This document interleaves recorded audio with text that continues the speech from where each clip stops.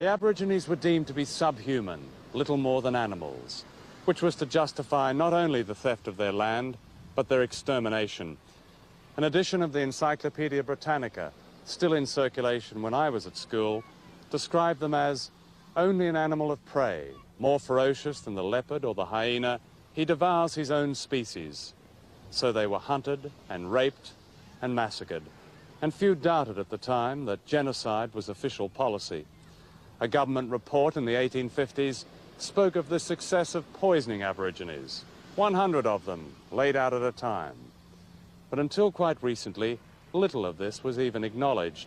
In Tasmania, the Aborigines were said to have died out. In fact, they were hunted along with kangaroos and almost wiped out. In New South Wales, by 1845, the tribe who had watched Captain Cook sail here into Botany Bay was reduced to 3 women and a man. In Victoria, an Aborigine called Old Mr. Burt recalled this story told by his mother. They buried our babies with only their heads above the ground. All in a row they were.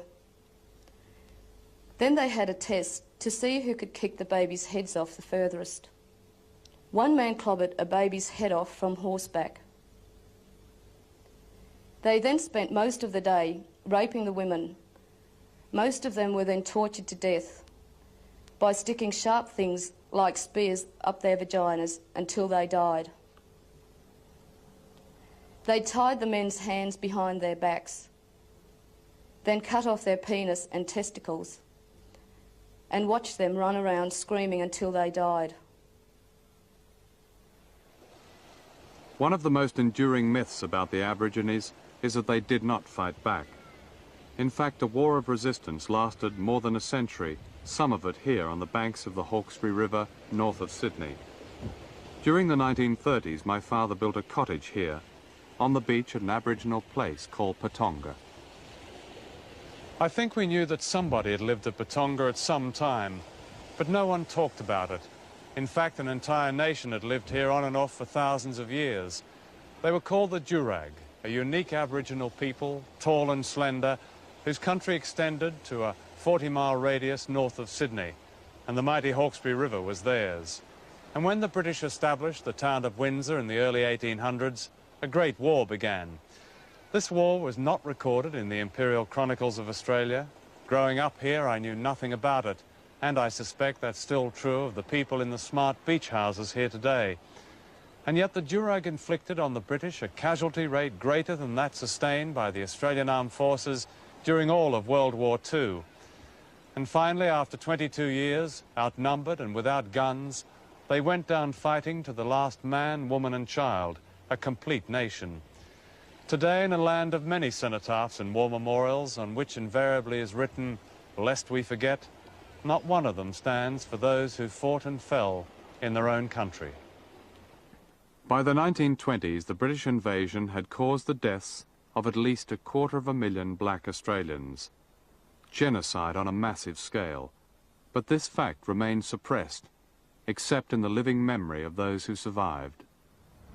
Here in the Northern Territory, in the great isolated heartland of Australia, the killing of Aborigines continued well into the 20th century, and most of these also remained secret. However, in 1928, 150 miles from Alice Springs, a gang of police and cattlemen massacred at least 50 Aborigines, perhaps many more, and word got out. A public inquiry was held, and its findings were summarized in these 3 words: the shooting was justified. Hi, this is Lati. And Kiris. Kiris is our memorial for our Native American Indian genocide.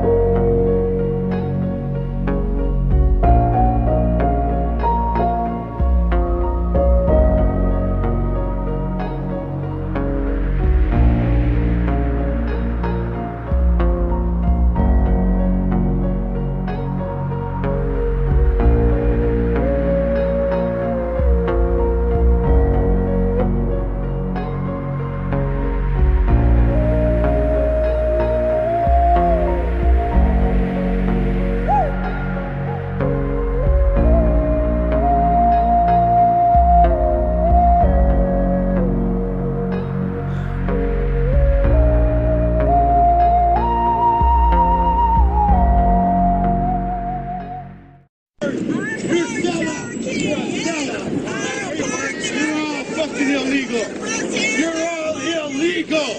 You're all illegal. We didn't invite none of you here. We're the only Native Americans here. That's right. We're the only Native Americans here. You're all illegal. We didn't invite none of you. Exactly. We didn't invite none of you. Exactly. Get on with your bogus arguments. Get on with your bogus arguments. We're the only legal ones here. We have Native Americans here. Yeah. We should have put that sign up when you son of a bitches came. Yeah, that's right. It represents blood. That represents blood spilled by Native Americans protecting this land from the invaders. Yeah, that's right. That's right. You don't want to hear the goddamn truth, do you? Get on, bitch. You don't want to hear the truth. That's what that flag stands for. All the Native Americans you killed to plant your houses here. That's the truth. That's the truth. That's the truth. And if the Interior Department does a bad job managing land, you ought to see what happens when they try to manage people. Often, the more the government helps, the worse things get. Look at what they did to the first Americans. They put us in a little cage here, call it reservation. We have the least life expectancy, less than Guatemala, less than Bolivia, Brazil. Hardly anyone reaches 65 anymore. Activist Russell Means blames the Interior Department's Bureau of Indian Affairs, the agency that claims to help Indians by planning their lives. We cannot make a plan or a decision without the express consent of the Secretary of Interior.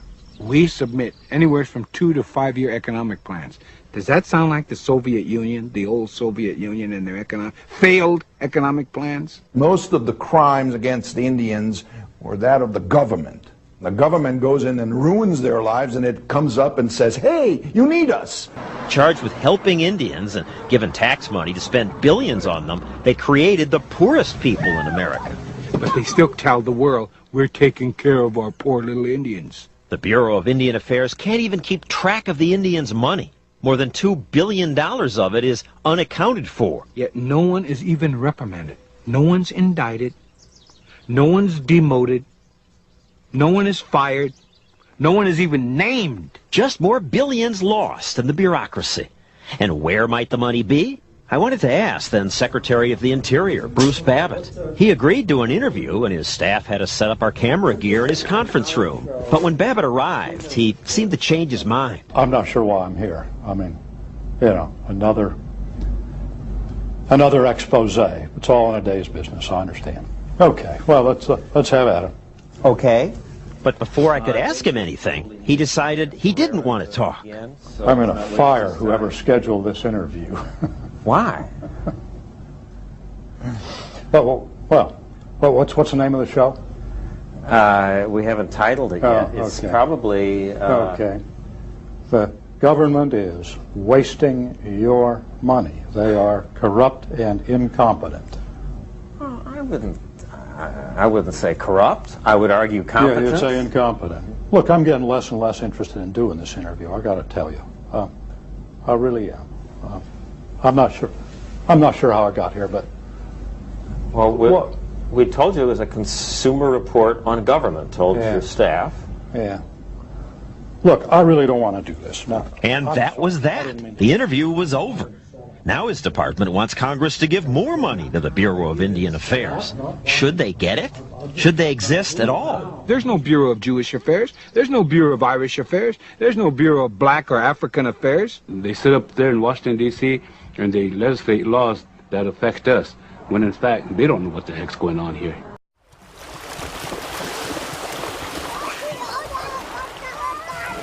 Les JARAWAS ont vécu 35 000 ans sur les îles Andaman, sans contact avec notre monde. Jusqu'à présent, ils ont réussi à conserver leur mode de vie. Mais aujourd'hui, ils sont menacés de disparition à très court terme. Le gouvernement indien a décidé de les assimiler afin de s'accaparer leur territoire. Les JARAWAS vivent sur des plages magnifiques qui attirent la convoitise des promoteurs touristiques. Une route traverse leur forêt.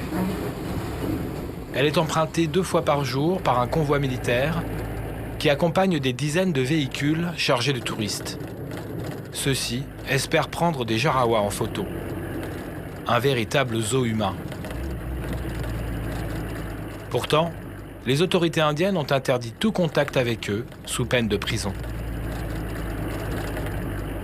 La Cour suprême indienne a ordonné la fermeture de cette route de la honte, en vain. Dernièrement, le gouvernement indien a même décidé de l'élargir. Des travaux qui pourraient durer des mois et qui vont accélérer, sans aucun doute possible, la disparition des Jarawas.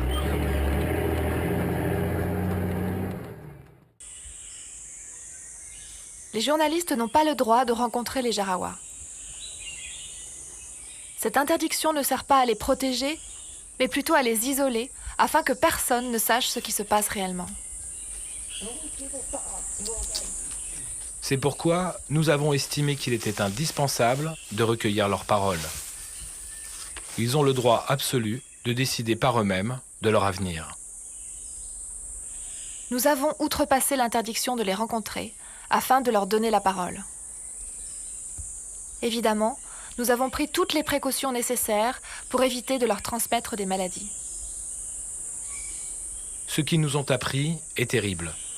Des braconniers pillent leur gibier avec la complicité des gardes forestiers indiens censés les protéger. Bientôt, les Jarawas n'auront plus rien à manger. Ini nak ikut atiba. Moi lihat. Angan. Ti otiwa timuta vet kwelo tu. Talat ini nak ditinin jang ne. Tanga kami oi tu ai ba. Nga mina ho di tu ma du ta ga. Sao ding tu ma du ta. Anga bebe dang. Kya da tung timina ti tu thang jam. Ikawat ini nak awati ho latu na dingwe. He ho to ya ta pada dingwe. Tika to pele ita porta. Tache cukur di berti di lihat udah ini nak teh ikan latu. Waka ha ini nak di berti. Taruang. Tiko he. Tiha. Pilot angwe. Ita ada mia dah udah tiha. Ini nak dah. Tosi pada mele oi to ka mo do da pada tiba aga ti ida ni de shobe hot ko le ala hitting oi te ko kaisili ni de to paluli he ala mitu chata. En rencontrant les Jarawas, nous avons découvert un peuple extraordinaire qui a conservé intact son bonheur de vivre. Nous sommes certains qu'à votre tour, ils vont vous bouleverser.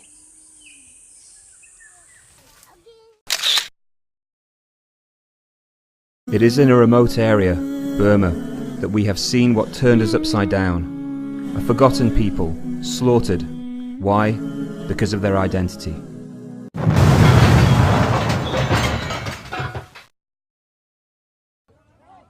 In Burma's Rakhine state, the fires have been burning for weeks. Homes have been razed and lives taken by hate-filled mobs. Ethnic Buddhists and the minority Muslims blame each other for the violence, but the facts are hard to come by. International NGOs have pulled their staff out, too dangerous, they say, while Burma's government won't let independent observers. Unwilling to really look at the reality of the situation on the ground for many ethnic minorities in Burma, and this is a real mistake. I think people shouldn't be charmed into thinking that just because there's a parliament now that's passing a few laws that things are all okay in Burma.